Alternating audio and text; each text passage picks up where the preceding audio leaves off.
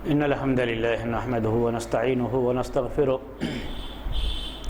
ونعوذ بالله من شرور أنفسنا ومن سيئات أعمالنا من يهده الله فلا مضل له ومن يضلله فلا هادي له وأشهد أن لا إله إلا الله وحده لا شريك له وأشهد أن محمدا عبده ورسوله يا أيها الذين آمنوا اتقوا الله حق تقاته ولا تموتن إلا وأنتم مسلمون يا أيها الناس اتقوا ربكم الذي خلقكم من نفس واحدة وخلق منها زوجها وبث منهما رجالا كثيرا ونساء واتقوا الله الذي تساءلون به والأرحام إن الله كان عليكم رقيبا يا أيها الذين آمنوا اتقوا الله وقولوا قولا سديدا يصلح لكم أعمالكم ويغفر لكم ذنوبكم ومن يطع الله ورسوله فقد فاز فوزا عظيما أما بعد فإن خير الحديث كتاب الله وخير الهدي هدي محمد صلى الله عليه وسلم وشر الأمور محدثاتها وكل محدثة بدعة وكل بدعة ضلالة وكل ضلالة في النار. محترم بھائیو، پچھلے ہفتے فقہ الصیام میں آپ کے سامنے مسافر اور بیمار کے تعلق سے بات چلی تھی. مسافر کے بارے میں شاید پہلے بھی بات آئی تھی، اور پچھلے ہفتے بیمار کے تعلق سے بھی کافی کچھ تفصیل آپ کے سامنے بیان کی گئی تھی. اور یہ بات آئی تھی کہ بیمار کی کئی قسمیں ہیں. ایک تو وہ بیمار ہے جس کے بارے میں عام طریقے سے یہ امید رکھی جاتی ہے کہ یہ وقتی بیماری ہے، دوا کریں گے، علاج کریں گے، صحیح ہو جائے گا آدمی. تو ایسے بیمار کے لیے جو اللہ تبارک و تعالیٰ نے قرآن میں کہا فَمَنْ كَانَ مِنْكُمْ مَرِيضًا أَوْ عَلَى سَفَرٍ فَعِدَّةٌ مِّنْ أَيَّامٍ أُخَرَ، کہ تم میں سے جو بیمار ہے یا مسافر ہے وہ دوسرے دنوں میں ان دنوں کی قضا کر لے. رمضان کے مہینے میں روزہ نہ رکھے، جتنے دن روزہ چھوٹ گیا ہے قضا اتنے دنوں کی رمضان کے بعد وہ کر لے گا. تو ایسے بیمار کا مسئلہ نہیں آتا. یہ متفق علیہ بات ہے اور اہل علم کا اس پر اجماع ہے، سب کا اتفاق ہے کہ وہ شخص افطار کرے گا رمضان کے مہینے میں، اور جس دن سفر کیا ہے یا جس دن بیمار تھا اس دن افطار کر لے گا. دوا کھانی ہے، کمزوری ہے، جو بھی مسئلہ ہو وہ افطار کر لے گا، اور بعد میں رمضان کے بعد اتنے دن کی قضا کر لے گا. دوسری قسم ہم نے بیان کی ایسے لوگوں کے تعلق سے جو ایسی بیماری میں مبتلا ہیں جس میں روزہ رکھنا ان کو مشکل نہیں ہے، یا بعض بیماریاں ایسی ہیں کہ روزہ رکھنا ان کے لیے زیادہ بہتر ہے. جیسے لوز موشن تھا تو اس میں روزہ رکھ لے آدمی، اور بہتر ہے اس کے لیے کہ کچھ کھائے پیے نہیں، ایسے ہی رہے تو اس کے لیے بہتر ہے. تو ایسے آدمی کو اپنا روزہ پورا کرنا چاہیے، افطار نہیں کرنا چاہیے، اسے پورا کرنا چاہیے. اور تیسری قسم ایسے لوگوں کی بھی آپ کے سامنے بیان کی گئی جو ایسی بیماری میں مبتلا ہیں کہ اس بیماری کا مریض ہمیشہ دوا کھاتا ہی رہتا ہے اور اس کی صحت یابی کی کوئی امید نہیں ہے بظاہر، ورنہ اللہ تعالیٰ کی مشیت ہو، اللہ تعالیٰ کا حکم ہو تو دنیا کی کوئی بھی بیماری ختم ہو سکتی ہے. ہم اس کی بات نہیں کر رہے. بظاہر علاج سے عام طریقے سے ڈاکٹروں کی رائے یہ ہے کہ یہ بیماری ایسی جو ہے بیماری ہے جو ختم نہیں ہوتی ہے، یہ باقی رہے گی. اب اس کی بھی ہم نے یہ سوال بھی کیا تھا، کافی باتیں بھی آئی تھیں، وہ بات پھر سے آپ کے سامنے کر لے کہ اگر بیماری ایسی ہے یہ جس میں دوا تو برابر کھانی ہوتی ہے، جیسے میں نے کہا شوگر کی بیماری ہے، آج کل بی پی کی بیماری لوگوں کو ہوتی ہے، اور شوگر کی بیماری کا تذکرہ خاص طریقے سے آیا کہ اب آج کل بڑی کثرت سے یہ بیماری ہوتی ہے، نوجوانوں کو بھی ہوتی ہے، حتیٰ کہ بچوں کو بھی ہو جاتی ہے اور بڑے بوڑھوں کو بھی ہوتی ہے. تو الگ الگ بیمار کی الگ الگ حالت ہوتی ہے. اور میں نے آپ سے کہا تھا کہ جس آدمی کو روزہ رکھنے میں کوئی زیادہ پریشانی نہیں ہے اس بیماری میں تو اسے روزہ رکھنا چاہیے.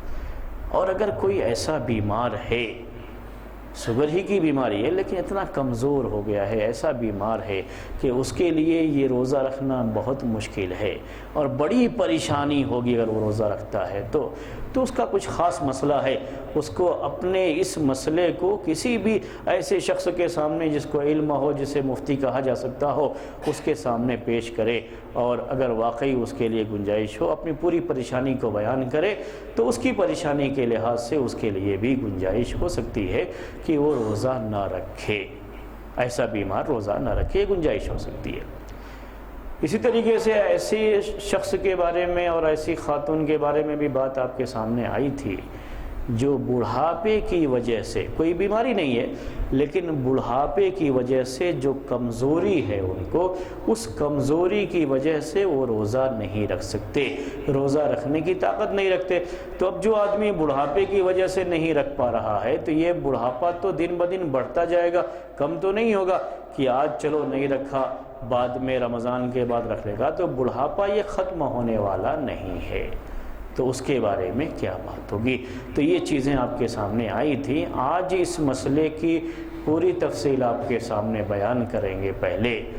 پہلا جو مسئلہ ہوگا آج کا وہ یہی ہے کہ ایسا شخص جو بڑھاپے کی وجہ سے روزہ رکھنے کی طاقت نہیں رکھتا، یا ایسی خاتون جو بڑھاپے کی وجہ سے روزہ رکھنے کی طاقت نہیں رکھتی ہے، کمزوری ہے اور اس کی وجہ سے وہ روزہ نہیں رکھ سکتے ہیں، روزہ رکھنے کی ان کے پاس طاقت نہیں ہے، یا ایسا بیمار جو بیماری کی وجہ سے روزہ نہیں رکھ سکتا اور بیماری ایسی ہے کہ بعد میں بھی علاج کے ذریعے سے اس کے ختم ہونے کی کوئی امید نہیں ہے۔ تو ان تینوں کو ہم ساتھ میں لے چلیں گے۔ جہاں تک بوڑھے آدمی اور بوڑھی عورت کی بات ہے تو اس سلسلے میں ایک نص موجود ہے جو عبداللہ ابن عباس رضی اللہ تعالی عنہما کی رائے ہے، ان کی رائے ہے، ان کا اجتہاد ہے، انہوں نے پیش کیا ہے کہ ایسے بوڑھے آدمی اور ایسی بوڑھی عورت کے لیے یہ گنجائش ہے کہ وہ رمضان کے مہینے میں روزہ نہ رکھے اور بعد میں قضا بھی نہیں ہے اس کے لیے، اور اس کے لیے مسکین کو کھانا کھلا دے، ہر دن کے بدلے میں ایک مسکین کو کھانا کھلا دے۔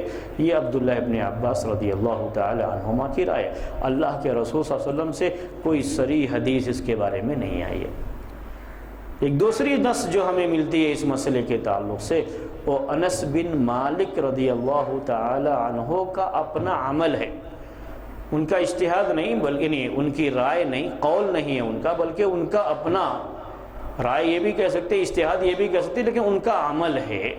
ذاتی طور پر ان کے ساتھ یہ بات پیش آئی کہ جب یہ بوڑھے ہو گئے تھے، اور میں نے یہ بات آپ کے سامنے بیان کی تھی کہ انس رضی اللہ تعالی عنہ کافی لمبی عمر پائے تھے، اللہ کے رسول صلی اللہ علیہ وسلم نے ان کے مال میں، ان کی اولاد میں اور ان کی عمر میں جو برکت کے لیے دعا دی تھی، تو کافی لمبی عمر پائی تھی، بڑھاپے کی عمر کو پہنچے تھے، تو آخری عمر میں ان کو روزہ رکھنا مشکل ہو گیا تھا، نہیں رکھ پائے تھے، تو انہوں نے روزے کی جگہ پہ 30 مسکین کو کھانا کھلایا تھا۔ یہ ثابت ہے ان کے بارے میں۔ تو یہ بھی ہمارے پاس ایک نص موجود ہے کہ انس رضی اللہ تعالی عنہ نے 30 مسکین کو کھانا کھلایا تھا۔ اس کی روشنی میں جمہور اہل علم کی، پھر بھی مسئلہ میں اختلاف ہے، اس کو میں آپ کے سامنے اب پیش کر رہا ہوں، اس اختلاف کو، اس تفصیل کو آپ کے سامنے پیش کر رہا ہوں۔ یہ مسئلہ میں نے آپ سے کہا بوڑھی عورت اور بوڑھے مرد کے بارے میں ہے، بیمار کے بارے میں بھی، ایسا بیمار جو بیماری کی وجہ سے روزہ نہیں رکھ سکتا، بالکل یہ یقینی بات ہے کہ نہیں رکھ سکتا، اس کے پاس طاقت نہیں ہے رکھنے کی بیماری کی وجہ سے، ابھی بوڑھا نہیں اتنا لیکن بیمار ہے، ابھی 30-40 کی عمر ہے، 50 کی عمر ہے، اتنا بوڑھا نہیں ہے، اس عمر کا آدمی روزہ رکھنے کی طاقت رکھتا ہے، لیکن یہ آدمی بیماری کی وجہ سے نہیں رکھ سکتا، اور بیماری بھی ایسی ہے کہ اس بیماری سے اس کو شفا کی بھی کوئی امید نہیں ہے۔ تو بوڑھے مرد اور بوڑھی عورت کے بارے میں 2 نص میں نے آپ کو بیان کیا، اس بیمار کے بارے میں کوئی نص موجود نہیں ہے، یہ صرف ایک اجتہادی مسئلہ ہے۔ ایک ہی دن میں، وہ بھی آئے گا، وہ مسئلہ بھی بیان کروں گا، تو وہ بھی جو ہے کہ اس کو کھلانے کی کیا شکل ہوگی، جب یہ مسئلہ ہم بیان کر دیں گے کہ اس سلسلے میں راجح بات کیا ہے۔ تو پہلا اختلاف آپ یہ ذہن میں رکھیے کہ بوڑھے مرد اور بوڑھی عورت، اسی طریقے سے وہ شخص جو بیمار ہے اور بیماری ایسی ہے کہ روزہ نہیں رکھ سکتا، بالکل طاقت ہی نہیں ہے اس کے پاس روزہ رکھنے کی بیماری کی وجہ سے، اور بعد میں قضا کرنے کی بھی کوئی شکل نہیں ہے، کیونکہ یہ بیماری اس کی مسلسل چلتی ہے۔ تو وہی بوڑھے مرد اور بوڑھی عورت کا معاملہ اس کا بھی جو ہے رکھا گیا ہے۔ تو اس سلسلے میں جمہور اہل علم کی رائے یہ ہے، ہم جو جمہور کہہ رہے ہیں اس سے مراد ہماری اس سلسلے میں فقہ کے لحاظ سے یہ مسئلہ فقہ حنبلی میں بھی ہے، فقہ حنفی میں بھی ہے اور فقہ شافعی میں بھی ہے۔ ان تینوں فقہ کے علماء اور محدثین کی بھی یہ رائے رہی ہے، یہ سب اس بات کے قائل ہے کہ ایسا شخص روزہ نہیں رکھے گا، ایسی خاتون روزہ نہیں رکھے گی اور ہر روزے کے بدلے میں ایک مسکین کو کھانا کھلا دیں گے، جو عبداللہ ابن عباس رضی اللہ تعالی عنہما کی رائے ہے اور جو انس رضی اللہ تعالی عنہ کا عمل ہے، اسی کی روشنی میں یہ لوگ اس بات کے قائل ہیں کہ وہ ہر دن کے بدلے میں ایک مسکین کو کھانا کھلا دیں گے۔ امام انس بن مالک رضی اللہ تعالی عنہ اور ایک امام جو ان کو جو ہے ربیہ کہا جاتا تھا، ان کی بھی ایک رائے ہے، اور بعض دوسرے اہل علم میں یہ اس میں ہیں، لیکن زیادہ مشہور نام فقہی جو مذاہب ہیں اس کے لحاظ سے امام مالک رحمۃ اللہ علیہ کا اس میں زیادہ مشہور نام ہے۔ امام مالک رحمۃ اللہ کے بارے میں آپ جانتے ہیں، موطا جنہوں نے لکھی، جو مدینے کے امام تھے، جن کو امام دار ہجرہ کہا جاتا ہے، ان کی بات یہ ہے کہ وہ کہتے ہیں کہ نہ اسے مسکین کو کھانا کھلانا واجب ہے اور نہ روزہ رکھنا واجب ہے، یعنی اس کے اوپر کوئی بھی چیز نہیں ہے ابھی، نہ روزہ رکھنا ہی واجب، کیونکہ روزہ رکھنے کی طاقت نہیں ہے، اور اللہ تعالیٰ کسی انسان کو مکلف کتنا بناتا ہے؟ جتنی اس کے پاس طاقت ہوتی ہے، تو روزہ رکھنے کی طاقت نہیں، اس لیے روزہ رکھنا واجب نہیں اس کے اوپر، اور اس کے لیے کھانا کھلانے کی بات نہ قرآن میں آئی ہے نہ حدیث میں آئی ہے۔ ان کی اپنی جو رائے ہے اس کے لحاظ سے وہ کہتے ہیں اس لیے اس پر کوئی فدیہ بھی نہیں ہوگا، اور قرآن میں جو یہ آیت ہے وَعَلَى الَّذِينَ يُطِيقُونَهُ فِدْيَةٌ طَعَامُ مِسْكِينٍ، اس کے بارے میں یہ رائے کہ یہ اصل میں شروع میں حکم تھا روزے کے بارے میں نے آپ کو پہلے درس میں یہ بات بتایا تھا کہ شروع میں یہ حکم تھا کہ جن کے پاس طاقت ہوتی تھی ان کو بھی یہ اختیار دیا گیا تھا، چوائس تھی ان کے لیے بھی کہ چاہیں تو روزہ رکھیں اور چاہیں تو روزہ نہ رکھ کر کے ایک مسکین کو کھانا کھلا دیں۔ یہ ان کے بارے میں ہے، یہ بوڑھی عورت اور بوڑھے مرد کے بارے میں نہیں، بیمار کے بارے میں نہیں۔ امام مالک رحمۃ اللہ علیہ کی یہ رائے ہے۔ تو فدیے کا کوئی تذکرہ نہیں ایسے شخص کے لیے، اور روزہ رکھنے کی طاقت نہیں۔ جب طاقت نہیں تو عبادت خود بخود ختم ہو جاتی ہے۔ طاقت کے اوپر یہ عبادت تھی، طاقت نہیں ہے تو عبادت خود بخود ختم ہو گئی اس کے اوپر سے۔ یہ امام مالک رحمۃ اللہ علیہ۔ اب کوئی یہ بھی کہہ سکتا ہے کہ ان کو ہو سکتا ہے عبداللہ ابن عباس رضی اللہ تعالی عنہما یا انس بن مالک رضی اللہ تعالی عنہ کا جو عمل ہے وہ نہ معلوم ہوا، اس لیے وہ یہ بات کہہ رہے۔ ایسی بات بھی نہیں، ان کے سامنے انس بن مالک رضی اللہ تعالی عنہ کے اس عمل کا ذکر بھی کیا گیا، یہ بھی موجود ہے کہ ذکر کیا گیا۔ یعنی عام طریقے سے ہوتا نا کہ ہم یہ کہتے ہیں کہ شاید ان کو یہ حدیث نہیں ملی یا ان کو یہ بات نہیں ملی جس کی وجہ سے انہوں نے یہ بات کہی ہے، یہ کسی کے ذہن میں خیال آ سکتا ہے۔ اس لیے میں اس کی وضاحت کرنا چاہ رہا ہوں کہ انس بن مالک رضی اللہ تعالی عنہ کے اس عمل کے بارے میں ان کو بتایا بھی گیا، ان سے کہا گیا، سوال کیا گیا کہ انہوں نے ایسا کیا ہے، تو انہوں کیا سمجھتے تھے اس کے بارے میں کہ اگر کسی کے پاس کھلانے کی طاقت ہے، اللہ نے پیسہ دے رکھا ہے تو ٹھیک ہے وہ کھانا کھلا دے، یہ ایک مستحب چیز ہے اس کے لیے۔ روزہ نہیں رکھ پایا، ایک عبادت تھی نہیں کیا، تو اب جو ہے صدقہ کر کے ایک عبادت حاصل کر لے، وہ ثواب حاصل کر لے۔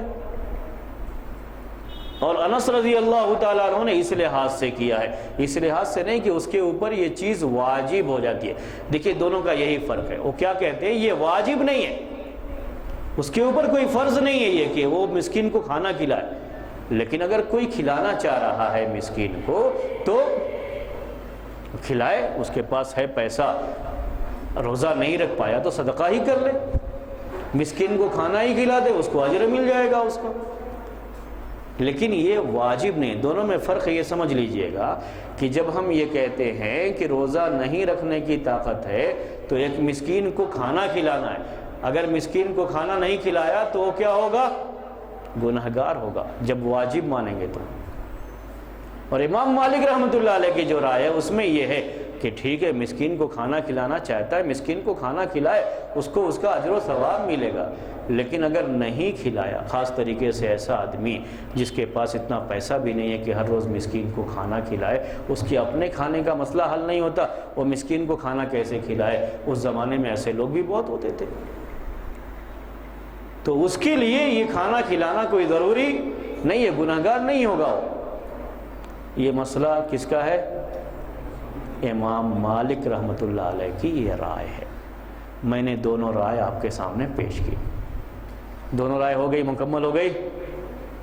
ٹھیک ہے، دلیل بھی سامنے آ گئی آپ کے. جو لوگ بھی قائل ہیں کہ وہ روزہ رکھنے کی طاقت نہیں رکھتا ہے تو اب کیا کرے گا؟ وہ مسکین کو کھانا بعد میں بھی کبھی نہیں رکھ سکتا ہو، کیونکہ اس کی کمزوری تو بڑھتی جائے گی، تو مسکین کو کھانا کھلا دے. انہوں نے جو دلیل لیا ہے وہ عبداللہ ابن عباس رضی اللہ تعالیٰ عنہما کی جو رائے ہے اور انس رضی اللہ تعالیٰ عنہ کا جو عمل ہے اس سے دلیل لیا ہے. اور امام مالک کی جو دلیل ہے وہ بھی میں نے آپ کے سامنے پیش کر دیا. اب آپ بتائیے آپ کیا بہتر سمجھتے ہیں؟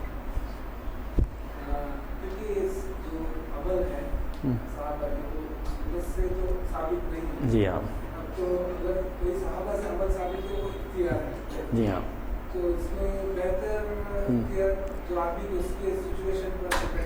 جی ہاں،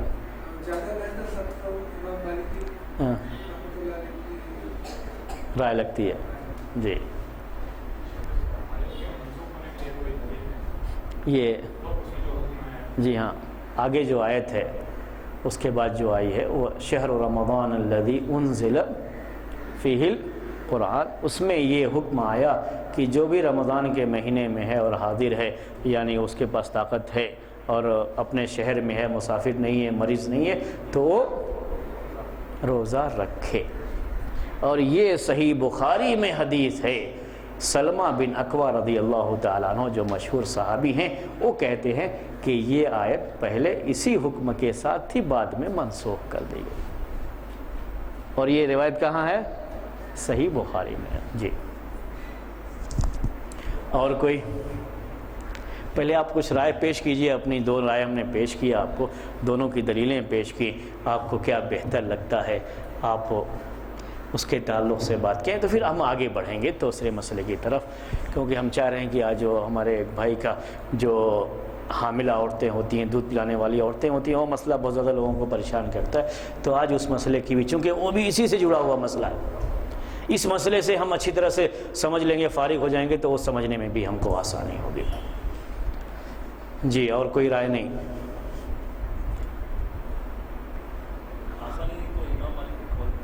جی آسانی کے لحاظ سے نہیں، دلیل کے لحاظ سے ہم دیکھیں گے. کس کے لحاظ سے دیکھیں گے؟ دلیل. آسانی کی بات نہیں آنی چاہیے اس میں. کیا ہے؟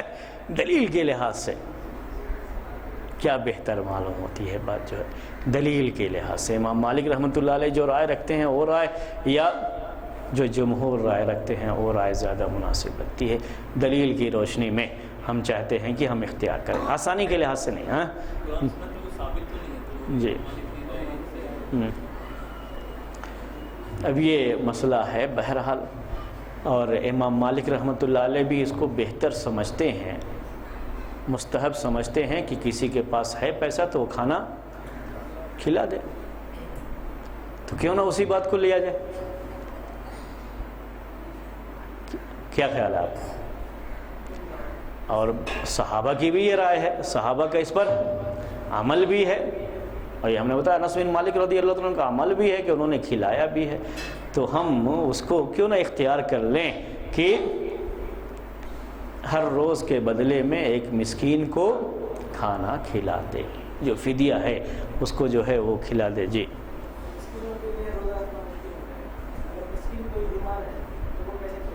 ہاں وہ ایک مسئلہ آئے گا. ایسے موقع پر امام مالک رحمۃ اللہ علیہ کی جو رائے ہے، ورنہ فدیہ ادا کرنے میں یہ بات ذہن میں رکھ لیجئے کہ دوسرے لوگوں کی مدد سے بھی وہ فدیہ ادا کرے گا۔ جو لوگ بھی اس کے قائل ہیں کہ ادا کرنا ضروری ہے، اگر اس کے پاس طاقت نہیں ہے اتنے لوگوں کو کھانا کھلانے کی، تو رمضان کا مہینہ ویسے بھی برکت کا مہینہ ہوتا ہے، تو مسکین اور فقیر کا حق تو زکوٰۃ کے مال میں ہوتا ہی ہے، تو زکوٰۃ کے مال میں سے جو ان کو حق مل رہا ہے اس میں سے وہ فدیہ بھی نکال دے گا، کھانا بھی کھلا دے گا۔ وہ تو آپ حدیث سنے ہوں گے نا، ایک صحابی جو رمضان کے مہینے میں بیوی سے مل لیے تھے، ان کے پاس تو کچھ بھی نہیں تھا، کفارہ بھی دینا تھا ان کو۔ اللہ کے رسول صلی اللہ علیہ وسلم کے پاس جو کھجور آیا، آپ نے وہ کھجور ان کو دیا، وہ بھی انہوں نے اپنے اوپر ہی خرچ کر لیا۔ تو یہ ہے دوسرے کی مدد سے بھی وہ فدیہ ادا کرے گا۔ جمہور کے قول کی وہ جو بات کریں گے تو دوسرے کی مدد سے بھی فدیہ ادا کرے گا۔ بہرحال میں اپنی ذاتی رائے جو آپ کو پیش کر رہا ہوں وہ ترجیح کی بات ہے، میری اپنی رائے نہیں، وہ جو رائے ہے انہی کی رائے میں سے جو بہتر رائے ہمیں لگ رہی ہے وہ یہ ہے کہ فدیہ ادا کر دینا چاہیے، فدیہ ادا کر دینا چاہیے، یہ زیادہ بہتر ہے۔ اور ہر روز کے بدلے میں ایک مسکین کو کھانا کھلانا اتنا مشکل بھی نہیں ہے کسی کے لیے۔ اگر کوئی واقعی مجبور ہے تو دوسروں کے تعاون سے بھی کھلا سکتا ہے، جیسا کہ میں نے آپ سے کہا فدیہ اس کے اوپر ہے، تو چونکہ مسکین ہے، فقیر ہے، اس کو لوگ دیں گے، اس کو زکوٰۃ کا مال دینا جائز ہے، زکوٰۃ کا مال اس کے پاس آئے گا، اسے وہ دے گا اور اس میں سے وہ فدیہ دے گا۔ لیکن اگر کوئی اتنا بھی مجبور ہو کہ اس کے پاس کوئی بھی مال نہیں آیا اور فدیہ دینے کی بالکل طاقت نہیں ہے اس کے پاس، تو اس موقع پر کیا کہیں گے؟ وہ جو صحابی کفارہ اپنے اوپر ہی انہوں نے وہ پورے کھجور جو ہے کھا لیے، وہ خود ادا ہو جاتا ہے، کوئی مسئلہ نہیں، لا یکلف اللہ نفسا الا وسعہا، تو اب اس میں ہمیں پریشان ہونے کی ضرورت نہیں ہے۔ تو یہ پہلا مسئلہ تھا۔ اب یہ کفارہ، یہ فدیہ، کفارہ نہیں کہتے اس کو، فدیہ، یہ جو ایک مسکین کو کھانا کھلانا ہے اس کی شکل کیا ہوگی؟ اس کی بھی کوئی شکل نہ قرآن میں بیان ہے نہ حدیث میں بیان ہے۔ روزے کے تعلق سے فدیے کا بیان دوسرے معاملے میں آیا ہوا ہے، لیکن روزے کے تعلق سے اگر کوئی بوڑھا آدمی یا بوڑھی عورت اگر طاقت نہ رکھنے کی وجہ سے روزہ نہیں رکھ رہے ہیں اور ان کو ایک مسکین کو کھانا کھلانا ہے، تو یہ کھانا کھلانے کی شکل کیا ہوگی؟ حدیث میں اس کا کہیں بیان نہیں ہے، نہ قرآن میں ہے نہ حدیث میں۔ صرف وہی ایک روایت جو انس رضی اللہ تعالی عنہ کے بارے میں ہے کہ انہوں نے 30 مسکین کو کھانا کھلایا، وہی ایک ہے۔ اسی لیے ہم یہ بہتر سمجھتے ہیں اسی پر عمل کرتے ہوئے کہ ہر روز جو کھانا پکتا ہے گھر میں اسی میں سے ایک مسکین کا کھانا یا تو اس کو اپنے گھر بلا کر کے کھلا دے یا اس کے گھر ایک مسکین کا کھانا پہنچا دے۔ اگر ہر روز ممکن نہیں ہے، پریشانی ہے، تو جیسے انس رضی اللہ تعالیٰ عنہ نے کیا کہ 60 مسکین کو جمع کر لے اور کھانا 60 مسکین کا بنا کر کے 60 مسکین کو کھانا کھلا دے رمضان کے گزرنے کے بعد۔ یہ جو شکل ہوگی رمضان کے گزرنے کے بعد ہوگی۔ جی، اب وہی مسئلہ راشن کا آتا ہے۔ راشن کا کہیں ذکر نہیں آیا ہے فدیے میں، لے دے کر کے یہی ایک روایت ہے جو کس کے بارے میں ہے؟ انس رضی اللہ تعالی عنہ کے بارے میں، لیکن وہ فدیے میں دوسرے مسئلے میں راشن کا ذکر آیا ہوا ہے، دوسرے مسئلے میں، یہ روزے کے مسئلے میں نہیں ہے، دوسرے مسئلے میں آیا ہوا ہے، اور اس میں بھی اختلاف ہے کہ جب ان کو راشن دیں گے تو اس زمانے میں کھجور اور دوسری چیزیں بھی ہوتی تھی، تو کتنا دیں گے؟ تو بعض اہل علم کی رائے اس میں یہ ہے کہ اگر کھجور دیں گے یا گیہوں کے علاوہ کوئی اور چیز دے رہے ہیں تو 2 مد دیں گے، 2 مد جو آدھا سا ہوتا ہے، 2 مد جو اس زمانے کا پیمانہ تھا، تقریباً 1.25 کلو ہوتا ہے، یعنی الگ الگ چیزوں کا الگ الگ وزن ہوگا، لیکن تقریباً یہ 1.25 kg، 2 مد۔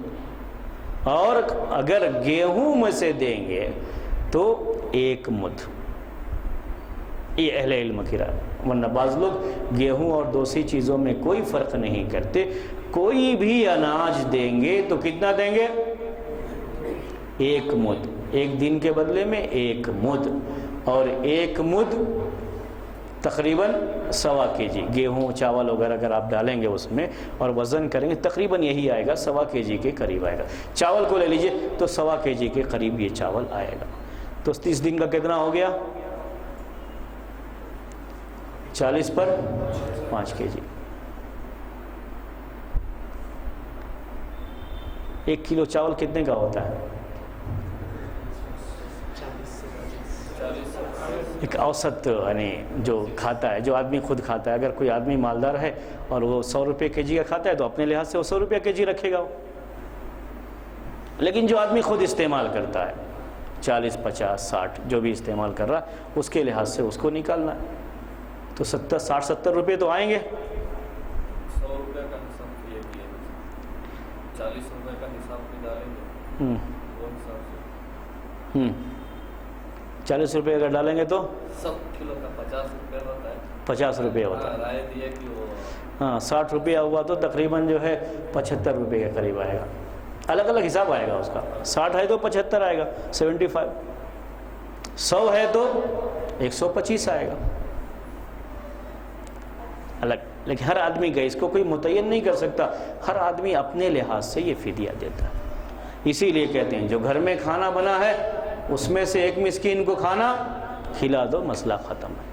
ساری پریشانی ختم جو ہے یہ راشن دینے کی ہے. اور راشن دینے کا کہیں بیان نہیں آیا ہے. اور ایک ہی روایت جو انس رضی اللہ تعالیٰ عنہ کی ہے اس میں صرف کھانا کھلانے کا ہی تذکرہ ہے. اور قرآن میں بھی جو پہلے جب اختیار تھا یعنی روزہ نہ رکھنے، کھانا کھلانے اور روزہ رکھنے میں جو اختیار تھا اس میں جو لفظ بھی آیا ہے وہ کیا ہے؟ طعام و مسکین، مسکین کا کھانا ہی ہے. تو بہتر یہ ہے کہ جو کھانا بنا ہوا ہے روٹی چاول گوشت جو بھی بنا ہوا ہے وہ مسکین کو کھلا دیں.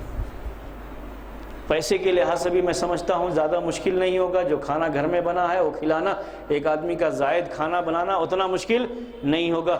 اس کے لحاظ سے بھی آسانی ہے. اور جو لفظ آیا ہوا ہے جو عمل پایا جاتا ہے صحابی کا اس کے لحاظ سے بھی یہ آسانی ہے جو اس میں، اور یہ بہتر شکل ہے اس کی. اس کے بعد اس تلاش کرنا پڑتا ہے. کیا کرنا پڑتا ہے؟ مسکین تلاش کرنا پڑتا ہے. اور تلاش کر کے دیں گے اس کو، یہی بہتر ہے. اور جو مسکین ہے اس تک پہنچائیں گے. مسکین جس کی ضرورتیں پوری نہیں ہو رہی ہیں، بہت فقیر بھی نہیں ہے وہ، یعنی ہے پیسہ لیکن اس کی ضرورتیں پوری نہیں ہو رہی ہیں، محتاج ہے، تو اس کو جو ہے دینا. جی وہ کچھ نہیں، کوئی شرط نہیں.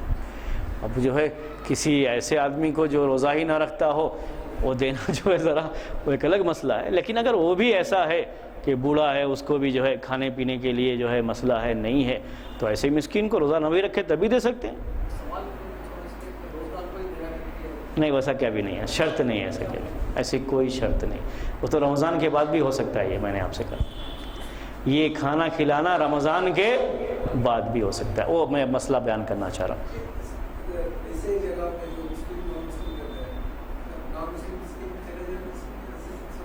نہیں نان مسلم کو اس کو نہیں دیں گے. جی ایک مسکین، ایک روزے کے بدلے میں ایک مسکین بس. ہاں اگر 30 دن کا روزہ ہے تو 30 مسکین ہوں گے، 29 دن کا ہے تو 29 مسکین ہوں گے. ایک روزے کے بدلے میں ایک مسکین. اس کے بعد اسی سے جڑی ہوئی دوسری چیز ہے یہ کب کھلائیں گے. اصل مسئلہ وہ راشن دینے میں یہ آتا ہے، جو ابھی راشن کی بات پوچھ رہے تھے نا بہت زیادہ، یہ تو راشن دینے میں یہ آتا ہے مسئلہ. اور بہت سے لوگ ایسا کر رہے ہیں، لوگوں سے پیسہ لے لیتے ہیں کہ رمضان کٹ کے نام پر، تو بہت سے لوگ یہ پیسہ بھی دے دیتے ہیں. شیخ ابن عثیمین رحمۃ اللہ علیہ نے اپنی کتاب میں لکھا ہے اس کے بارے میں، جو فقہ کی کتاب ان کی ہے، کہ آپ روزے سے پہلے نہیں دے سکتے. یہ کھانا بھی کب کھلائیں گے، کھانا بھی کب کھلائیں گے. کہا کہ روزہ اس پر فرض ہونے سے پہلے آپ نہیں کر سکتے. یہ ویسے ہو جائے گا جیسے ظہر کی نماز آپ نے زوال سے پہلے پڑھ لیا. یہ مثال سے دے کر کے بولتے ہیں. تو یہ کب کھلائیں گے یہ مسکین کو کھانا؟ جب وہ روزہ آ جائے گا. آج کا روزہ نہیں رکھا، آج کا کھانا کھلا دیا. یا پورے 30 دن گزر گئے، ہم نے آپ سے کہا جیسے انس بن مالک رضی اللہ تعالیٰ عنہ نے کیا کہ روزہ رمضان گزرنے کے بعد شوال میں کھانا کھلایا تھا. تو یہ فرض ہونے کے بعد آپ کو کھلانا ہے، پہلے نہیں کھلا سکتے. یہ کہ رمضان شروع ہونے سے پہلے ہی جتنا راشن حساب بنتا تھا اتنا کسی غریب مسکین کو دے دیا ہو گیا، ویسا نہیں ہے. یہ کہتے اس کی مثال انہوں نے پیش کی، اور یہ بھی بات صحیح بھی ہے. اب رمضان کے مہینے میں یہ آدمی زندہ رہے گا نہیں رہے گا کوئی جانتا ہے؟ وہ تو اتنے ہی روزے کی اس کو کھانا کھلانا ہے جتنے کا روزہ نہیں رکھا ہے. تو پہلے روزہ رکھنے کا وقت تو آنے دیجئے اس کے لیے، اس کے بعد کھانا کھلائیے اس کی طرف سے. ہاں وہی میں نے کہا نا، یہ راشن جو آپ نے کہا تو میرے ذہن میں فوراً وہ خیال آیا. اکثر کیا کرتے ہیں، ایسے ہی کرتے ہیں. یہ جو رمضان کٹ کے نام پر جو بنا کر کے دیتے ہیں اس میں بھی ایسا بہت کرتے ہیں. غلط ہے یہ شرعی مسئلے کے لحاظ سے. میں نے آپ کو شیخ ابن عثیمین کی رائے، انہوں نے وہ اجتہادی مسئلہ، انہوں نے دلیل یہی دیا. دلیل کیا دیا کہ نماز کے وقت سے پہلے آپ نماز نہیں پڑھ سکتے. ابھی تو روزے کا وقت ہی نہیں ہوا ہے، تو روزے کے وقت سے پہلے کیسے آپ کو کریں گے؟ جس چیز کے بارے میں حدیث میں آتا ہو کہ آپ پہلے کر سکتے ہیں وہ ٹھیک ہے آپ کر سکتے ہیں، لیکن اس پہ تو پہلے کا کہیں آیا ہی نہیں ہے. میں نے کہا وہی ایک انس رضی اللہ تعالیٰ عنہ کا عمل ہے، اور یہ عمل بھی کب کیا انہوں نے؟ رمضان کا مہینہ گزرنے کے بعد کیا. تو یہ ایک مسئلہ تھا کہ کب یہ کھلائیں گے. جی ایک ٹائم بس، ایک مسکین کا کھانا، وہ پورے دن کا مسئلہ نہیں ہے. اس میں کیا ہے؟ ایک مسکین کا کھانا کھلانا.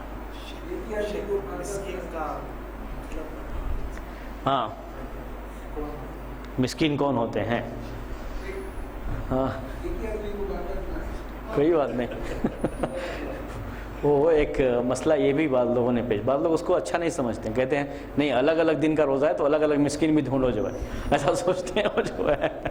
لیکن ایسا بھی کوئی ضروری نہیں ہے. میں نے کہا اگر روز روز آپ کرتے ہیں تو مسئلہ نہیں، ایک دن جب کریں گے تو آپ کو الگ الگ مسکین لانا پڑے گا. یعنی 30 مسکین کو 29 مسکین کو جب ایک ہی دن سب کو کھلانا چاہ رہے ہیں تو اتنے جو ہے کرنا پڑے گا، نہیں تو کوئی حرج نہیں. آج کل لوگ سب سے آسان کیا سمجھتے ہیں معلوم ہے؟ کسی مدرسے کو پکڑ لیا اور وہ تو پڑھنے والے گئے ہیں سب مسکین ہی ہیں، لو جو ہے ان کو کھانا کھلا دو جو ہے. تو ایسا لوگ بڑا آسان سمجھتے ہیں، حالانکہ ویسا بھی کچھ نہیں ہے. بہتر یہ ہے کہ آپ دیکھیے اپنے قریب پاس جو بھی غریب ہیں مسکین ہیں. مسکین اس کو کہتے ہیں جس کے پاس مال تو ہے لیکن اس کی ضرورت کے لیے کافی نہیں ہوتا ہے یہ مال، تو ایسے شخص کو دے سکتے ہیں.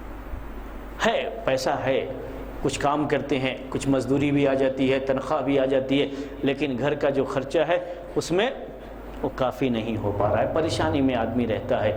تو ایسے آدمی مل جائیں گے، آپ جو ہے دیکھ کر کے ان کو کھانا کھلا دیجئے، ان کے لیے کھانے کا یا ان کے گھر میں کھانا بھیج دیجئے. ایسا ہوتا ہے. تو جہاں پہ لوگ اس طرح کا کام کرتے ہیں، کوشش کرتے ہیں تو مل بھی جاتے ہیں لوگ، اتنا مشکل نہیں ہے. وہ مسئلہ وہی آئے گا راشن کا. ہاں وہی راشن کا مسئلہ آئے گا، جو راشن خریدنے کی بجائے وہ کیش ہی دے دیا ان کو. ہاں وہ جو ہے بڑا ان کے لیے آسان ہو جاتا ہے، کیونکہ ان کے لیے بہت آسان ہو جاتا ہے. سب سے بہتر کیا ہے؟ جو لفظ آیا کھانا جو ہے کھلا دیجیے بس. ساری جو ہے یہ سارے اختلاف سے بچنے کی آسان شکل کیا ہے؟ سب سے احتیاط والی شکل یہ ہے کہ کھانا کھلا دیں. اسی سے جڑا ہوا مسئلہ جو ابھی کہا گیا تھا ہم نے کہ حامل اور مرضع عورت کا معاملہ، یعنی ایسی عورت جس کو حمل ہوتا ہے یا ایسی خاتون جو دودھ پلا رہی ہے، بچہ پیدا ہو گیا دودھ پلا رہی ہے، جن کو عربی میں حامل اور مرضع کہا جاتا ہے، ان کا کیا حکم ہے؟ ان کو کیا کرنا چاہیے؟ یہ مسئلہ بڑا پریشان کن ہوا جب یہیں بنگلور میں ایک ادارے کی طرف سے ایک کتاب انگلش میں ایک عالم کی ترجمہ کر کے جو ہے شائع کی گئی، اور اس میں کوئی فٹ نوٹ بھی نہیں دیا گیا. ان کی ایک رائے تھی، اسی کو پیش کر کے اس کو ویسے ہی چھوڑ دیا گیا. تو زیادہ مسئلہ پریشان کن بنا یہاں بنگلور میں. اس لیے یہ مسئلہ ہمارے بعض بھائی ذرا زیادہ تفصیل سے جاننا چاہ رہے ہیں، تو ہم بھی پوری طریقے سے سوچ کے بیٹھے ہوئے ہیں کہ اس مسئلے کو زیادہ تفصیل کے ساتھ ہی بیان کیا جائے گا، ٹھیک ہے، زیادہ تفصیل کے ساتھ ہی بیان کیا جائے گا۔ حامل اور مردے کا کیا حکم ہے؟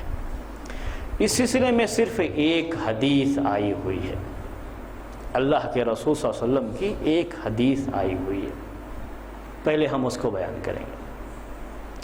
حدیث جو آئی ہوئی ہے وہ یہ ہے کہ اللہ کے رسول صلی اللہ علیہ وسلم نے حامل اور مردے کو بیمار اور مسافر کے ساتھ ذکر کیا ہے۔ کس کے ساتھ؟ بیمار اور مسافر کے ساتھ ذکر کیا ہے، یعنی حامل اور مردے کا وہ حکم ہوگا جو بیمار اور مسافر کا حکم ہے۔ یہ ایک حدیث ہے جو صحیح حدیث ہے اور اللہ کے رسول صلی اللہ علیہ وسلم سے آئی ہوئی ہے اس مسئلے کے اندر، اور اس میں بھی کیا بیان ہے؟ حامل اور مردے کو کس کے ساتھ ذکر کیا گیا ہے؟ بیمار اور مسافر کے ساتھ ذکر کیا گیا ہے۔ اور سب کو معلوم ہے بیمار کا مسئلہ کیا ہے اور مسافر کا مسئلہ کیا ہے، تو اس حدیث سے وہی دلیل لی جاتی ہے کہ جو بیمار کا حکم ہے، جو مسافر کا حکم ہے، وہی حامل اور مردے عورت کا بھی حکم ہوگا۔ دوسری چیز جو آئی ہے کتابوں میں، حدیث کی کتابوں میں، وہ عبداللہ ابن عباس رضی اللہ تعالی عنہما کی رائے آئی ہے، ان کا اجتہاد۔ اللہ کے رسول صلی اللہ علیہ وسلم سے صرف ایک ہی حدیث آئی، ان کی رائے، ان کا اجتہاد کیا ہے؟ وہ اصل میں وَعَلَى الَّذِينَ يُطِيقُونَهُ فِدْيَةٌ طَعَامُ مِسْكِينٍ، اسی آیت کی تفسیر کرتے ہوئے انہوں نے یہ بات کہی ہے جو ابھی مسئلہ بوڑھے اور مرد اور بوڑھی عورت کے بارے میں جو آیا تھا کہ ان کے لیے عبداللہ ابن عباس کیا کہتے ہیں کہ ہر روز کے بدلے میں یہ کھانا کھلا دیں گے، تو اسی میں انہوں نے حامل اور مردے کا بھی ذکر کیا ہے۔ عبداللہ ابن عباس کی یہ رائے کہاں ہے؟ کس مسئلے کے تعلق سے؟ جو بہت بوڑھا مرد ہے جو روزہ رکھنے کی طاقت نہیں رکھتا، اور بوڑھی عورت ہے جو روزہ رکھنے کی طاقت نہیں رکھتی ہے، ان کے بارے میں جو عبداللہ ابن عباس نے کہا کہ یہ روزہ نہیں رکھیں گے اور ہر دن کے بدلے میں ایک مسکین کو کھانا کھلا دیں گے، یہی بات انہوں نے کن کے بارے میں بھی بتائی؟ حامل اور مرضع کے بارے میں ان کی رائے یہ ہے، ٹھیک ہے۔ یہ دوسری چیز جو کتابوں میں، حدیث کی کتابوں میں موجود ہے۔ ایک تیسری بات عبداللہ ابن عمر رضی اللہ تعالی عنہما کے بارے میں آئی ہے کہ عبداللہ بن عمر رضی اللہ تعالی عنہما بھی یہ سمجھتے تھے، ان کی یہ رائے تھی کہ حاملہ عورت جس کے پیٹ میں بچہ ہے اور دودھ پلانے والی عورت یہ ہر دن مسکین کو کھانا کھلا دے گی، روزہ نہیں رکھے گی، اور ہر دن کے بدلے میں مسکین کو کھانا کھلا دے گی۔ عبداللہ ابن عمر رضی اللہ تعالیٰ عنہما کے بارے میں یہ۔ چوتھی چیز ایک اور صحابی سے، علی رضی اللہ تعالی عنہ سے یہ بات آئی ہے، مصنف عبد الرزاق میں یا مصنف ابن ابی شیبہ میں، میرے ذہن میں پورے طریقے سے بات نہیں، لیکن زیادہ یہی ہے کہ مصنف عبد الرزاق جو حدیث کی ایک کتاب ہے، اس میں انہوں نے علی رضی اللہ تعالی عنہ کی یہ بات نقل کی ہے کہ وہ اس بات کے قائل تھے کہ یہ حاملہ عورت اور مرضعہ عورت روزہ نہیں رکھے گی، لیکن بعد میں اس کی قضا کرے گی، بعد میں اس کی قضا کرے گی۔ کتنی چیزیں ہمارے پاس آئیں؟ ترتیب سے یاد رکھیے تو مسئلہ سمجھنے میں آخر میں آسانی ہوگی۔ پہلی بات جو اللہ کے رسول صلی اللہ علیہ وسلم سے اس سلسلے میں آئی ہے وہ کیا ہے کہ آپ نے حامل اور مردے کا ذکر مسافر اور مریض کے ساتھ کیا، بیمار اور جو ہے مسافر کے ساتھ کیا، اور بیمار اور مسافر کے بارے میں یہ بات معلوم ہے کہ اس وقت وہ روزہ نہیں رکھیں گے، بعد میں قضا کریں گے، تو اس وقت یہ روزہ نہیں رکھے گی، بعد میں قضا کرے گی، اس سے یہ بات سمجھ میں آتی ہے۔ اور یہی بات علی رضی اللہ تعالی عنہ سے بھی آئی ہے کہ وہ اس بات کے قائل تھے کہ یہ اس وقت روزہ تو نہیں رکھے گی لیکن بعد میں قضا کرے گی اس کی۔ لیکن عبداللہ ابن عباس رضی اللہ تعالیٰ عنہما سے یہ رائے آئی ہے کہ وہ اس کے قائل تھے کہ وہ روزہ نہیں رکھے گی اور ہر دن کے بدلے میں ایک مسکین کو کھانا کھلا دے گی۔ عبداللہ ابن عمر رضی اللہ تعالی عنہما سے بھی یہی رائے آئی۔ یہ 4 باتیں تھیں، یہ 4 بات ذہن میں رکھیے گا۔ اس کے بعد اب ہم آپ کو جو فقہی رائے ہے اس سلسلے میں، اہل علم کی جو رائے رہی ہے، جو فقہائے کرام کی رائے رہی ہے، اس کو اب آپ کے سامنے پیش کرتے ہیں۔ اس سلسلے میں فقہی کتابوں میں ہمیں 4 رائے ملتی ہے۔ کتنی رائے؟ 4 رائے۔ میں گھڑی کی طرف بار بار دیکھ رہا ہوں کہ مجھے اصل میں کہیں اور بھی جانا ہے تو زیادہ لیٹ نہ ہو جاؤں، وہاں اثر کے پہلے نکلنا ہوتا ہے۔ تو میں کیا کہہ رہا تھا آپ سے، کتنی رائے ہے؟ یہ 4 رائے ہے۔ 4 رائے پہلے آپ کو پیش کرتے ہیں۔ پہلی رائے اس سلسلے میں یہ ہے کہ اس پر قضا واجب ہے۔ حامل نہیں، اس سے پہلے یہ مسئلہ تھوڑا سا اور میں آپ کو ڈیٹیل کر دیتا ہوں۔ اصل اس کی 2 قسمیں ہیں۔ حامل اور مردے کی کتنی قسمیں کی ہیں؟ 2 قسمیں۔ وہ زیادہ بہتر ہے کہ آپ قسمیں کر کے ذہن میں رکھیں گے تو آسانی رہے گی، آپ کو سمجھنے میں آسانی ہوتی ہے۔ پہلی قسم اس کی یہ ہے کہ حامل اور مردے کو ڈر ہے کہ اگر اس نے روزہ رکھا تو اسے نقصان پہنچے گا۔ اس کو عربی میں کہتے ہیں کہ اسے اپنے آپ کا ڈر ہے۔ بچے کا مسئلہ نہیں، کس کا؟ اپنے آپ کا۔ حمل سے ہے، روزہ رکھے تو روزہ رکھنے کی وجہ سے اس کی طبیعت خراب ہو سکتی، اس کو پریشانی ہوگی۔ بات سمجھ میں آ گئی؟ ڈر اپنے آپ کا ہے۔ دودھ نہیں ملایا بچے کو تو اسے پریشانی ہو جائے گی۔ یہ عورتوں کو معلوم ہوتا ہے دودھ نہ پلانے کی کیا پریشانی ان کو ہوتی ہے، جو تو ان کو پریشانی بعض عورتوں کو ہو جاتی ہے کہ وہ چھاتی میں جہاں دودھ آتا ہے اگر نہیں پلائے فوراً تو ان کو جو ہے درد ہونا شروع ہو جائے گا وہاں پہ، تو اس کی اپنی پریشانی ہے یہ عورت کی۔ تو اس کے بارے میں، اس قسم کے بارے میں، یعنی ایسی حاملہ عورت یا مرضع عورت جس کی اپنی پریشانی کی وجہ سے وہ روزہ نہیں رکھ سکتی، یا اپنی بھی پریشانی ہے اور بچے کی بھی پریشانی، دونوں کی پریشانی ہے، تو اس کے بارے میں اہل علم نے اجماع نقل کیا۔ ذہن میں رکھیے گا، یہ کیا نقل کیا ہے؟ اجماع، اتفاق۔ اسی لیے مجھے بڑا تعجب ہوتا ہے کہ اس کتاب میں بغیر کسی فوٹ نوٹ کے ویسے ہی شائع کر دیا ہو کہ اس کے اوپر تو صرف جو ہے فدیہ دینا ہے، اس کو قضا نہیں کرنی ہے، ایسے شائع کر دیا۔ اس میں حالانکہ امام ابن قدامہ جن کی کتاب المغنی ہے، فقہ حنبلی کی بڑی مشہور کتاب، انہوں نے اپنی کتاب میں اجماع نقل کیا، کہا کہ ہمیں اس کے بارے میں کوئی اختلاف نہیں ملا اہل علم کا کہ ایسی عورت پر بعد میں قضا کرنا ضروری ہے۔ وہ روزہ تو نہیں رکھے گی، ابھی ڈر ہے، بالکل بیمار کا حکم ہے، ابھی ڈر ہے، روزہ نہیں رکھے گی اور بعد میں قضا کرے گی اس روزے کے بدلے میں۔ اس پر اجماع ہے اہل علم کا، اس میں کوئی اختلاف نہیں۔ اسی لیے ہم نے 2 شقیں کی پہلے، تو دونوں کو سمجھیے گا۔ پہلی شکل کیا ہے؟ عورت کو اپنے نفس پر خوف ہے کہ اس کو پریشانی ہو جائے گی اگر وہ روزہ رکھے گی، اسے تکلیف ہے روزہ رکھنے میں، بچے کا معاملہ نہیں ہے، یا اس کا بھی معاملہ ہے اور بچے کا بھی معاملہ ہے، تو دونوں شکلوں میں اہل علم کا اجماع نقل کیا۔ اس میں کوئی اختلاف نہیں کہ وہ روزہ نہیں رکھے گی، پریشانی ہے، لیکن بعد میں قضا کرے گی اس روزے کی۔ اب ہم دوسری شق میں آتے ہیں۔ دوسری شکل کیا ہے؟ کہ اس کو اپنا کوئی ڈر نہیں، ڈر کس کا ہے؟ بچے کا ہے، بس وہ آرام سے روزہ رکھ سکتی ہے، کوئی مسئلہ نہیں، لیکن بچے کو پریشانی ہو سکتی ہے۔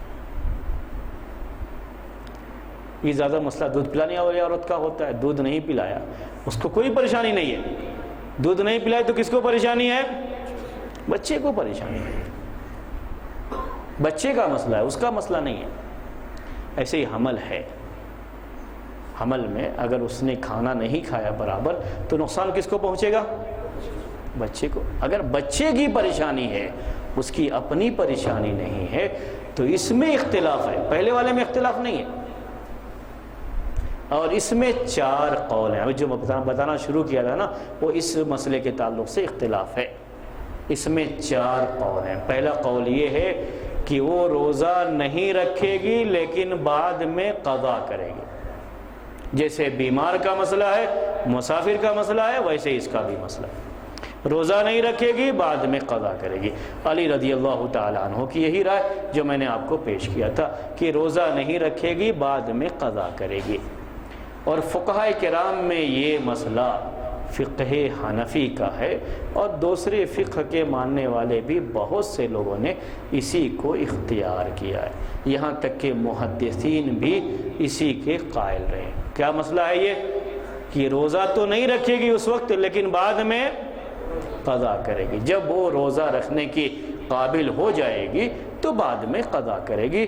اس کے اوپر کوئی فدیہ نہیں ہے. روزہ نہیں رکھے گی، بعد میں قضا کر لے گی. یہ پہلا قول ہو گیا. دوسرا قول اس سلسلے میں جو فقہ حنبلی اور فقہ شافعی کا ہے. امام احمد بن حنبل کا مشہور قول ہے یہ، اور یہی فقہ شافعی کا بھی مشہور قول ہے. عام طریقے سے علماء حنابلہ اور علماء شوافع اس کی طرف گئے ہیں، لیکن شیخ ابن عثیمین اس کے قائل نہیں ہیں. وہی پہلے قول کو بہتر سمجھتے ہیں. کون سا؟ بعد میں قضا کرے گی. انہوں نے اپنی کتاب میں اسی کو جو ہے صحیح قرار دیا کہ بعد میں قضا کرے گی اور اس کے اوپر کوئی فدیہ نہیں. تو دوسرا قول جو فقہ حنبلی اور فقہ شافعی میں قول زیادہ مشہور قول ہے وہ یہ ہے کہ وہ بعد میں قضا بھی کرے گی اور مسکین کو کھانا بھی کھلائے گی. 2 چیزیں. ایک تو روزہ نہیں رکھی ہے بعد میں، اس لیے اس کو قضا کرنا پڑے گا. اور یہ دوسرے کے لیے روزہ نہیں رکھی ہے، اپنے لیے نہیں. اگر اپنی مجبوری پریشانی کی وجہ سے نہ رکھتی روزہ تو بعد میں قضا کرتی، کوئی مسئلہ نہیں آتا اس کے اوپر. یہ دوسرے کی وجہ سے ایسا کی ہے اس لیے فدیہ بھی دے گی ساتھ. تو دونوں کرنا، یعنی فدیہ بھی اور قضا بھی. یہ دوسرا قول ہے. تیسرا قول اس سلسلے میں کہ امام مالک رحمۃ اللہ علیہ کی یہ رائے، چاروں فقہ میں یہ بات ذہن میں رکھیں. امام مالک رحمۃ اللہ علیہ کی یہ رائے. امام مالک رحمۃ اللہ علیہ حاملہ عورت میں اور مرضعہ عورت میں فرق کرتے ہیں، دونوں میں فرق کرتے ہیں. انہوں نے کہا اگر عورت حمل سے ہے تو روزہ رکھنا اس کے لیے مشکل ہے تو روزہ نہیں رکھے گی، لیکن بعد میں قضا کرے گی، اس کے اوپر کوئی فدیہ نہیں. لیکن اگر مرضعہ ہے تو مرضعہ کا میں نے کہا دودھ پلانے والی، تو اس کا زیادہ مسئلہ بیٹے کا ہی آئے گا، بچے کا ہی آئے گا، اس کا اپنا نہیں آتا زیادہ. تو اس کے بارے میں وہ کہتے ہیں کہ وہ بعد میں قضا بھی کرے گی اور فدیہ بھی دے گی. انہوں نے فرق کس میں کیا ہے؟ حامل. اب یہ اجتہاد کہتے ہیں اس کو. دیکھیے انہوں نے کیا سوچا کہ حاملہ عورت کا مسئلہ ایسا ہے کہ اس کا حمل اس کے جسم کا ایک حصہ بن جاتا ہے، اس لیے اگر حمل کو نقصان ہوگا تو وہ نقصان کس کا مانا جائے گا؟ اس کے جسم کا نقصان مانا جائے گا. لیکن دودھ پلانے میں ایسا معاملہ نہیں ہے، بچہ اس سے الگ ہے بالکل عورت سے. بلکہ یہاں تک کہا امام مالک رحمۃ اللہ علیہ نے، میں ان کے قول کی اور تفصیل بیان کر دیتا ہوں، کہا کہ اگر اس کو پریشانی ہے دودھ پلا کر کے روزہ رکھنے کی تو وہ روزہ رکھے گی، اور کوئی اور عورت مل جاتی ہے اگر اس کو دودھ پلانے والی تو اس کو کہے گی دودھ پلا دے. دودھ نہیں پلائے گی، چھوڑ دے گی دودھ پلانا، لیکن روزہ رکھے گی. یہاں تک ان کے قول میں تفصیل ہے، کیونکہ اس کی اپنی کوئی مجبوری نہیں ہے جس کی وجہ سے وہ روزہ چھوڑے. پریشانی کس کی ہے؟ بچے کی ہے. اور بچے کے لیے اگر دوسرا کوئی حل، دوسرا کوئی آپشن اگر ہمیں مل جاتا ہے تو کیا کرنا ہے؟ اس پر عمل کر لے گی. یہ وہ فقہ دیکھی ہوں گی، اس پر عمل کر لے گی. آج کے زمانے میں ڈبے کا دودھ پی رہا ہے تو پھر عورت کا مسئلہ کیا ہو گیا؟ ختم ہی ہو گیا. بچہ اب کھانا کھانے لگا ہے تو ٹھیک ہے، بچے کو کھانا کھانے دو، رات میں صرف دودھ پلا دو اس کو. امام مالک رحمۃ اللہ علیہ کی یہ سمجھ، ان کی یہ فقہ ہے. کتنے ہو گئے؟ 3. چاروں فقہا اس میں آ گئے. تو سارے فقہا کے نزدیک یہی بات رہی ہے، سارے اہل علم اسی کے قائل رہے ہیں چوتھی رائے یہ عبداللہ ابن عباس رضی اللہ تعالی عنہما کی جو رائے، اور یہ رائے عبداللہ بن عمر رضی اللہ تعالی عنہما کی بھی، اور عبداللہ ابن عباس کے ایک شاگرد سعید ابن جبیر اور بعض دوسرے اہل علم بھی ہو سکتے ہیں اس میں، انہوں نے یہ اختیار کیا کہ صرف کھانا کھلائے گی اور روزہ اسے قضا نہیں کرنا پڑے گا۔ یہ ایک رائے۔ 4 رائے آپ کے سامنے آئی۔ کتنی رائے آئی؟ 4 رائے آپ کے سامنے آئی ہے۔ اس لیے یہ سب مسائل ایسے ہیں کہ کوئی ایک رائے اختیار کر کے آدمی بول دو، اب لوگوں کے لیے بڑا آسان ہو جاتا ہے مسئلہ۔ نہیں، ہر ایک کی دلیل معلوم کریں، اور دلیل سے آپ کو بھی سمجھنے میں آسانی ہوگی کہ بہتر قول کیا ہے۔ دلیل سمجھ گئے تو آپ کو یہ سمجھنے میں بھی آسانی ہوگی، اختیار کرنے میں بھی آسانی ہوگی، پریشانی نہیں ہوگی اس میں کہ ہم کہاں۔ نہیں، آپ کو بھی دلیل سمجھ میں آئے گی، ہر ایک کو دلیل سمجھ میں آتی ہے، دلیل سمجھیں گے۔ یہ ہم نے کتنے قول پیش کیے؟ 4 قول، اور یہی 4 قول ہیں اور کوئی نہیں۔ ان 4 قول کو سامنے رکھیں اور 1 ہفتے کا انتظار کریں، ان کو جو ہے دلیلوں کو اور پوری تفصیل کو جاننے کے لیے تھوڑا انتظار کریں گے تو اچھا رہے گا۔ انتظار کرنے سے پھل میٹھا ہوتا ہے نا، تو جو ہے تو انشاءاللہ آئندہ ہفتے آپ کے سامنے اور اس کی پورے جو ہر ایک کی دلیل بنتی ہے، کیا دلیل بنتی ہے اور کون سی بہتر دلیل ہوگی اس میں، اور یہ پوری تفصیل انشاءاللہ اب آئندہ ہفتے آپ کے سامنے کریں گے، رکھیں گے۔ آج کا درس اسی پر ختم کرتے ہیں۔ سبحانک اللہم و بحمدک، اشہد ان لا الہ الا انت، استغفرک و اتوب الیک۔